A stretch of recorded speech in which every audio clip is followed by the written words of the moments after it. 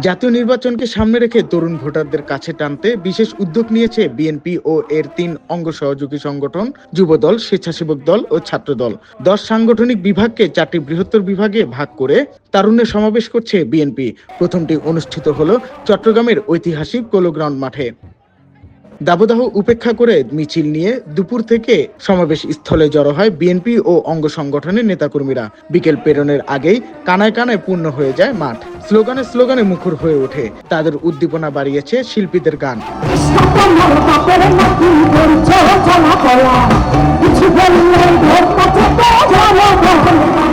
মঞ্চে উঠেই হাত নেড়ে তরুণ ও নেতাকর্মীদের ধন্যবাদ জানান বিএনপির মহাসচিব মির্জা ফখরুল ইসলাম আলমগীর। এ সময় দলের নেতারা বলেন, তরুণদের নিয়েই গড়া হবে আগামীর বাংলাদেশ।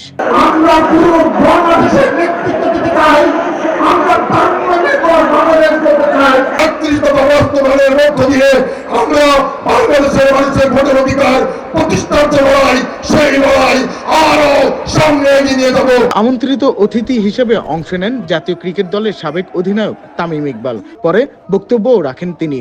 ক্রিকেটে বলেন বা ফুটবলে বলেন বা অন্য যে কোনো স্পোর্টসে ন্যাশনাল টিমকে রিপ্রেজেন্ট করছেন, তো এটার আনসারটা আমাদেরকে খুঁজে বের করা খুব ইম্পর্টেন্ট, যে কেন চিটাগাংয়ের মতো এত বড় একটা ডিভিশনে আমরা স্পোর্টসম্যান প্রডিউস করতে পারছি না।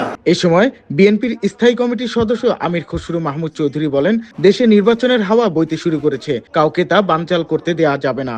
আগামী দিনের গণতন্ত্রের পথে আমরা এগিয়ে যাচ্ছি, একটি সুষ্ঠু নির্বাচনের পথে এগিয়ে যাচ্ছি।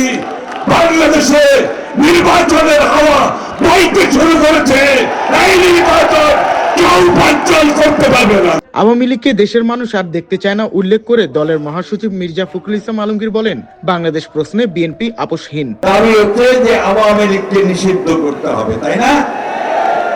আমরা এই মাঠে যারা আছি তারা সবাই শুনে পাবে বন্ধুগণ, আমরা বাংলাদেশের 18 কোটি মানুষ এই আওয়ামী লীগকে দেখতে চাই না। তিনি বলেন, স্বাধীনতা সার্বভৌমত্বের সাথে আপোষ করে কাউকে কিছু করতে দেয়া হবে না। তরুণদের ভোটাধিকার প্রতিষ্ঠা করা ও তরুণদের মানব সম্পদ হিসেবে গড়ে তোলা এবং জাতীয়তাবাদী দল রাজনীতির সঙ্গে সম্পৃক্ত করাই ঐতিহাসিক এই চট্টগ্রামের পোলো গ্রাউন্ড মাঠে তারুণ্য সমাবেশ। আগামী নির্বাচনে যেন তরুণদের ভোটাধিকার নিশ্চিত করা হয়।